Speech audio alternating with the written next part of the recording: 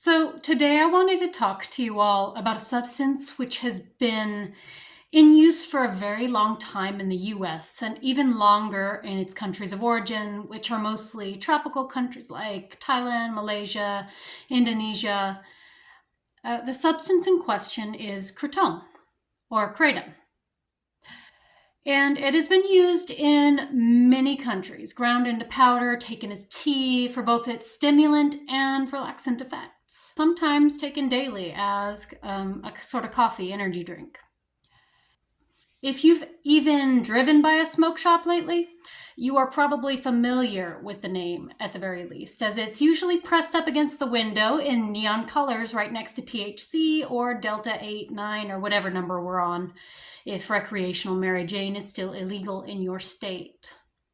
You can find it in the form of dry powder, capsules, and even as a liquid bottled health tonic, mood enhancer, or sober social lubricant. But what exactly is it? What is it used for, and are there any side effects? So I'm going to explore these questions a little bit, as well as touch on a current class action lawsuit against one specific company, that is Feel Free, which is a brand that can still be found in anything from herb shops, coffee shops, gas stations, and smoke shops, obviously. I'll also be going over some anecdotal stories shared by people online that really caught my attention. But first, I have my own experience with kratom. Well, not exactly my own. I grew up in a fishing town where alcoholism is almost an expectation, and bar hopping around the 3 or 4 bars around town is an art form. And in my household, I was raised by what we can call a functional alcoholic and another parent who would eventually fall prey to self-medicating by several products, including alcohol, benzos, tianeptine, which is another once upon a time easy gas station find, and kratom. But I'm going to fast forward past some of that sad story I'm sure so many people can relate to for now, and focus on kratom. The first time that parent used it was for back pain.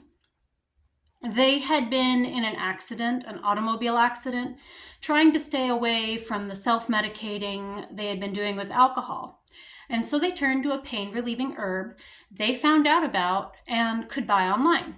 It seemed harmless, and honestly, for a long while, it may have been. It helped their mood and treated their pain better than most pharmaceuticals. Once my parent had me take some after a sports injury, but it made me feel dizzy, sick, and I swear even caused a mild auditory hallucination. So I didn't take it again. Still, I didn't really think much about my adverse reaction, as I seem to have a lot of strange paradoxical reactions to things, something I would realize about myself a lot more later.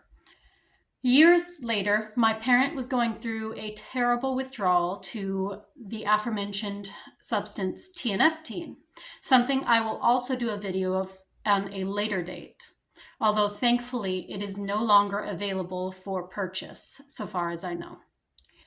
As tianeptine had severe opioid-like withdrawals comparable by users to getting off heroin or worse, my parent began taking kratom again, and in bigger doses, since the compound mitragynine has action on opioid receptors and had reportedly been used by people trying to get off things to reduce withdrawals.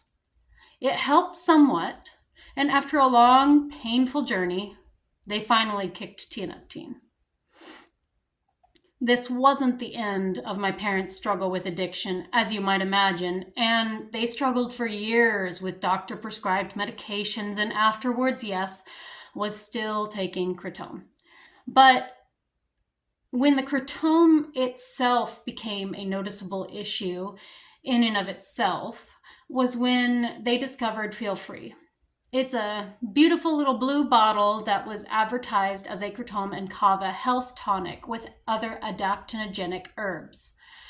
What would start as a mood boost for my already struggling parent however, would end after many more trips to the hospital in states of delirium and a staggering hundreds of dollars a day spent on the stuff when they began taking much more than the recommended dose. Granted, my parent already struggled with addiction and other pharmaceuticals that may have reacted with the Kratom, as well as other disorders. But still, the effects of these health products were staggering. I'm happy to report that as of now, the parent I mentioned is no longer on Kratom or any of the other pharmaceuticals that gave them so much grief, and I am beyond proud of them for it. Their journey was nothing short of harrowing. There are a lot of reported benefits to this herb, however. As I mentioned before, people praise this plant as an amazing pain reliever, tonic for mood and depression, and something that helps them relax, even while it energizes them. One Redditor says, "I do prescribe narcotics for many of my patients, given my specialty. Last week, I had a patient come in for their follow-up appointment. The patient has sickle cell anemia, and I have been prescribing Percocet for pain management. During the appointment, they stated that they no longer needed Percocet because they were able to get relief from Kratom. I was a bit perplexed as I had never heard of the drug or plant or whatever you want to call it. After they did a quick Google search, they basically said that they would rather the patient follow their regimen, obviously, which, I mean, as a doctor, I guess you would. But I think we can all also agree that Percocet can be problematic in and of itself. So I understand their patients' search for something else. I take 4 to 6 grams in a dose once a day, twice a day if the pain is really bad. If 4 grams isn't enough, go up by a gram every hour until you get where you want to be. Contrary to other people in the comments, I find green strains to be the quickest and most powerful pain relief. They're also less sedating than red strains, which are good for relaxation and sedation. So clearly people have found a lot of use in these. I mean, if you look at it, you can have issues with pharmaceutical products too, and you can have benefits. Clearly not everyone had the same experience that my parent did. And arguably, in response to the first story, not being hooked on Percocet is probably a very good thing. However, we weren't the only family by far that suffered from a Kratom-based product either. There isn't a whole lot of research right now on the benefits or possible addictive qualities or withdrawals associated with Kratom as of yet. In fact, the website for American Addiction Centers says that while the FDA does not approve of it and there is a lot of worry about its safety, there is convincing evidence that Kratom has significantly less potential for dependence and overdose than other stimulants and traditional opioids. Still, there is a lot of anecdotal evidence. One person states, "I went to rehab for Kratom plus other drug abuse, relapsed on Kratom when I got out for about 20-ish days, quit for about 20-ish days, relapsed again for 25. Now I'm 10 days off of it, taking a ton of gabapentin for withdrawals, which helps a lot but may become an issue on its own. Taking naltrexone, which blocks the effects of Kratom and helps with cravings. Having my parents make sure that I take it. This is effing hard and annoying, and now that I'm not taking Kratom, I am having cravings for other drugs, Xanax, Adderall, etc." Another person said, "I was never as out of control in my life as well I was on Kratom. I was addicted to it very quickly after discovering it, and soon I was dosing multiple times a day, every day. I could not find a way to make myself use it responsibly." Another one said, "It is day 46. Over the past few weeks, my energy and motivation has taken a dive compared to week 2 and 3/4. The first few weeks, I felt wired and it was difficult to get enough sleep. Now I can go for 10 to 12 hours on the weekend if I don't have anything to do, the polar opposite of how it used to be." It's a long road to recovery for some people with these withdrawals. They'll start with that wired, unable to relax, and then go into a sort of depressant phase. And then, of course, there's the case that seems to be at the center of the Feel Free lawsuit. The plaintiff Romulo Torres said that he had been sober from alcohol for about 6 years, but then he purchased feel-free bottles in 2020 and became quickly addicted.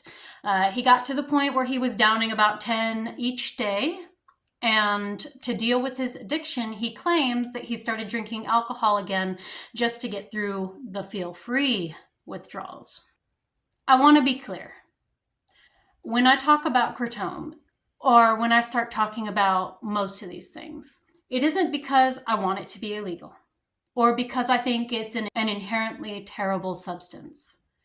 In the end, it comes down to labeling. The real reason Feel Free got into so much trouble was that in the beginning, they had next to no information on their bottles. In fact, I think they were labeled simply as a kava drink with botanic herbs, not as Kratom and kava. I don't know about you, but I don't drink caffeine after a certain point of my day, or I'm not going to sleep. So if a product adds hidden caffeine and it's not obvious to me, I'm going to be cursing that product's name and thinking all kinds of negative thoughts towards its creators while I sit at night with my racing thoughts staring at the ceiling. And alcohol, dangerous as it is legal. Didn't work out well when we tried to make it otherwise. But it's got warnings all over it. We know it has health risks. We know that it has a potential for abuse. And it's just like someone should warn you if they hand you a pot brownie. You need to know if there's something in it. You need to know what you are consuming. And then you need to make that choice as an informed consumer. So while I recognize that most of the people who struggled with Kratom that I mentioned were already struggling with one addiction or another, including my parent, it doesn't really make it much better. We all have a right to understand what is going into our bodies and the risks that are associated with it.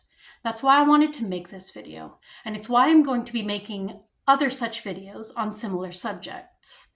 If you have a story, negative or positive, about a Kratom product, or would like to bring another substance or product to my attention, please comment below. Thanks for watching. Bye.